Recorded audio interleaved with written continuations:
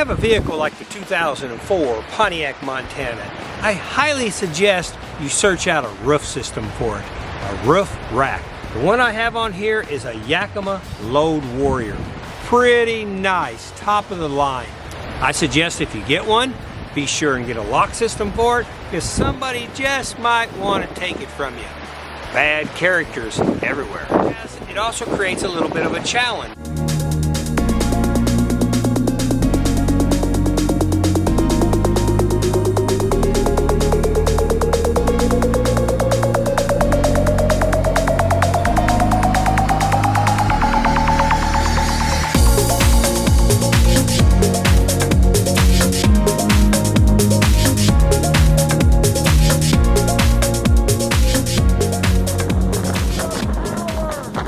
Does create a little bit of a challenge. Now it does give you like a spare room upstairs to store all your stuff in. Let me show you what I've done in order to solve this problem, especially when I'm hauling a canoe with me.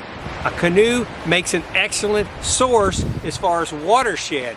A lot of gear just doesn't get the pounding rain because the canoe is actually covering up. Adds a little bit of a challenge when you're loading stuff up, but this is what I come up with. First thing you do is you take your back strap off, but leave the front strap on the canoe.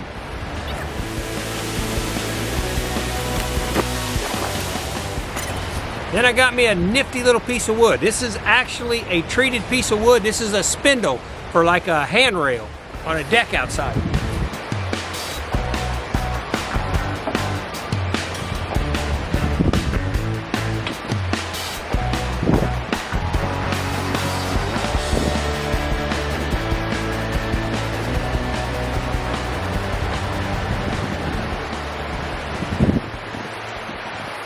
How's that work for a good system?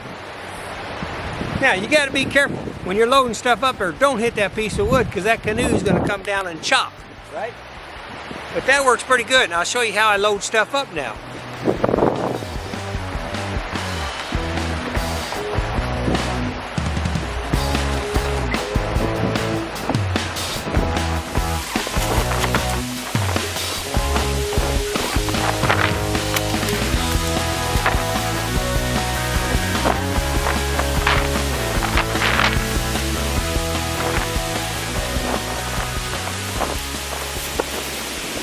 So you kind of get the idea. It works pretty good. So a lot of times if you got a challenge like that, you can figure it out. It's just one of those things. That works pretty good. Loading and unloading. The 2004 Pontiac Montana with the Yakima Load Warrior and the Winona Solo Plus canoe. Keep on packing.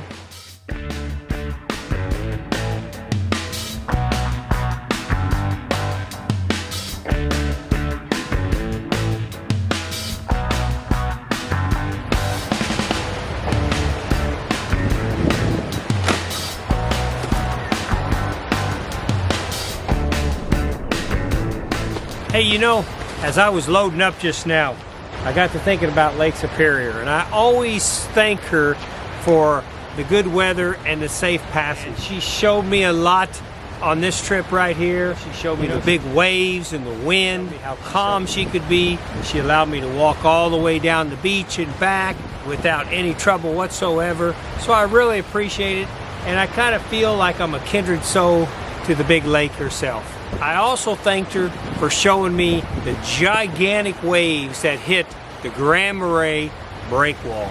And that's where Chad and Trevor drowned. I did a story on that, and look it up. It'll be in one of my videos. But I wanted to do a tribute to those boys. How Lake Superior can be so furious and just kick up her heels. And even the song, Edmund Fitzgerald's song, goes, "She never gives up her dead." For some reason, I think she feels really bad about Chad and Trevor. Now, the Edmund Fitzgerald crew, those boys were out there working, they were making a living, they were running back and forth across her back all the time. They got caught out in a big storm. I'm not so sure she feels bad about that.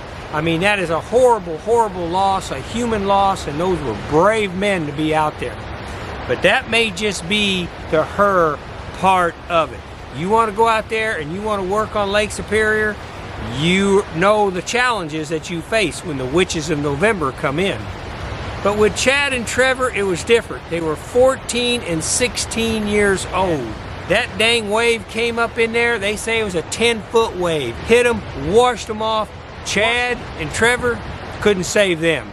Icy water, rough water, there's just no way. I really can't believe even Clayton was saved. Just my take on it. I'm thinking Lake Superior. I'm thinking she feels bad about those boys. Sure, they shouldn't have been out there, but like that plaque says, they were challenged by invulnerable youth. What a great saying. That's the greatest saying of all time to describe the youth. Perfect.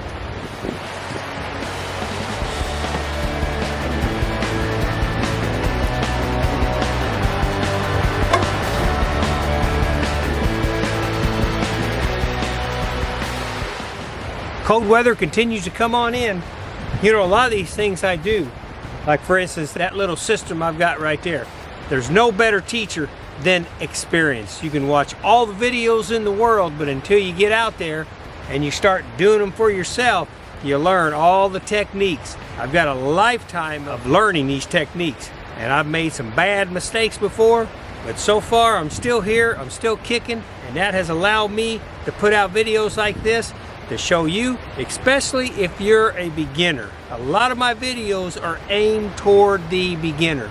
You professional guys, you professional gals, the ones that know how to get outdoors, the ones that know how to survive bushcraft, the adventurous type, you guys know how to do all this stuff, and I'm not showing you anything at all. Hopefully it's a little bit entertaining for you, but if you're a beginner, I hope these little things help you. But I say get on out there, start small, go to a local park, maybe adventure further, and eventually you might find yourself coast to coast, coast to coast. All right, I'm gonna get the Winona tied on down.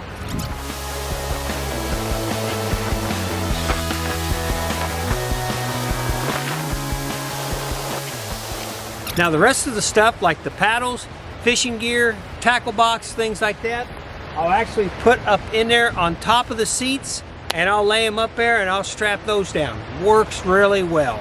What a great trip it's been. Wow. North Country, I love you. UP of Michigan, so nice.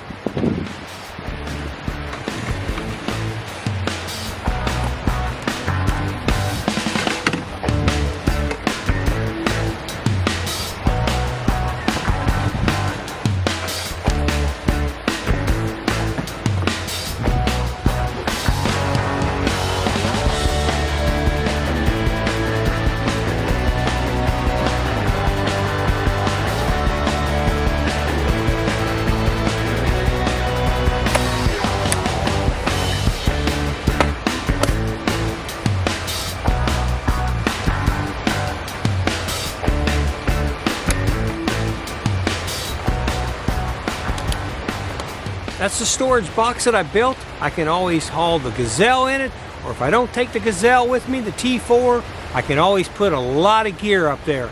It's about 800 miles to the shoreline. Driving up here, I hit a lot of rain. When I got here, opened it up, Gazelle, bone dry.